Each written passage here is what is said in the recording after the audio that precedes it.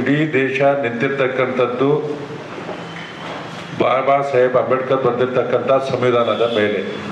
1949ರಲ್ಲಿ ಲೋಕಸಭೆಗೆ ಆ ಪುಸ್ತಕವನ್ನು ಸಬ್ಮಿಟ್ ಮಾಡಿ ಅಂಗೀಕಾರ ಮಾಡ್ತಕ್ಕಂಥ ದಿನವನ್ನು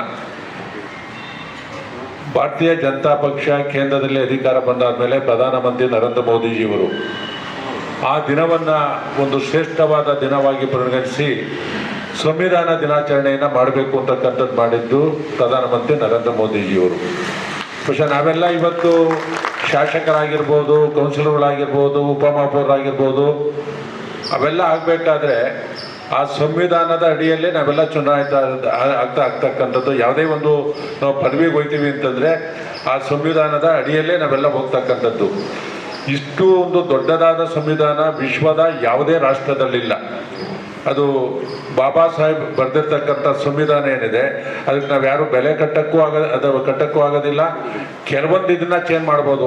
ಹರೀಶ್ ಅವರು ಹೇಳಿದಂಗೆ ಕಾಂಗ್ರೆಸ್ ಸರ್ಕಾರ ಇದ್ದಂಥ ಸಂದರ್ಭದಲ್ಲಿ ಕೆಲವೊಂದು ಬದಲಾವಣೆ ಮಾಡಿದ್ರೆ ಅದರ ಸಂವಿಧಾನವನ್ನು ಯಾರೂ ಬದಲಾವಣೆ ಮಾಡೋದಕ್ಕೆ ಸಾಧ್ಯ ಇಲ್ಲ ಅಂತ ಪುಣ್ಯ ಪುರುಷನ್ನ ನಾವು ಪ್ರತಿನಿತ್ಯ ನಾವು ನೆನೆಸ್ಕೊಬೇಕಾಗುತ್ತೆ.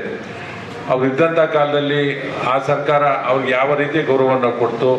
ಇವತ್ತು ಪ್ರಧಾನಮಂತ್ರಿ ನರೇಂದ್ರ ಮೋದಿಜಿಯವರು ಬಾಬಾ ಸಾಹೇಬ್ ಅಂಬೇಡ್ಕರ್ ಅವ್ರಿಗೆ ಯಾವ ರೀತಿ ಗೌರವವನ್ನು ಕೊಟ್ಕೊಂಡು ಬರ್ತಾ ಇದೆ. ಅವರು ಹುಟ್ಟಿರ್ತಕ್ಕಂಥ ಸ್ಥಳ, ಮಣ್ಣಾಡಿರ್ತಕ್ಕಂಥ ಸ್ಥಳ, ಅವ್ರು ಓದಿರ್ತಕ್ಕಂಥ ಸ್ಥಳಗಳನ್ನು ಒಂದು ಐತಿಹಾಸಿಕ ಸ್ಥಳಗಳನ್ನಾಗಿ ಪರಿವರ್ತನೆ ಮಾಡಿರ್ತಕ್ಕಂಥದ್ದು ಪ್ರಧಾನಮಂತ್ರಿ ನರೇಂದ್ರ ಮೋದಿಜಿಯವರು.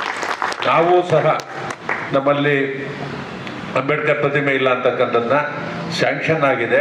ಕಮಲಾನಗರದಲ್ಲಿ ಭಾಷೆ ಇನ್ನೊಂದು 8-10 ದಿನದಲ್ಲಿ ಗುಡ್ಲು ಪೂಜೆ ಮಾಡಿ ಅಲ್ಲಿ ಒಂದೇ ಕಡೆ ಒಂದು ಕಮಲಾನಗರದಲ್ಲಿ ಭಾಳ ದಿನದ ಬೇಡಿಕೆ ಇತ್ತು, ಅದನ್ನು ಸ್ಯಾಂಕ್ಷನ್ ಮಾಡಿಸಿದ್ದೀನಿ. ವರ್ಕ್ ಆರ್ಡರ್ ಆಗಬೇಕು, ಒಂದು ದಿನ 2 ದಿನದಾಗ ವರ್ಕ್ ಆರ್ಡರ್ ಆಗುತ್ತೆ. ಬಾಬಾ ಸಾಹೇಬ್ ಅಂಬೇಡ್ಕರ್ ಅವರು ಕಮಲಾನಗರದ ದೇವರಾಜ ಅರಸೂರು, ಬಹುಶಃ ಕಮಲಾನಗರ ಇವತ್ತೈತೆ ಅಂತಂದರೆ ಅದಕ್ಕೆ ದೇವರಾಜ ಅರಸೂರು, ಕೆಂಪೇಗೌಡದು ಒಂದೇ ಕಡೆ ಬರ್ತಕ್ಕಂಥ ರೀತಿಯಲ್ಲಿ ಸ್ಯಾಂಕ್ಷನ್ ತೊಗೊಂಡಿದ್ದೀನಿ.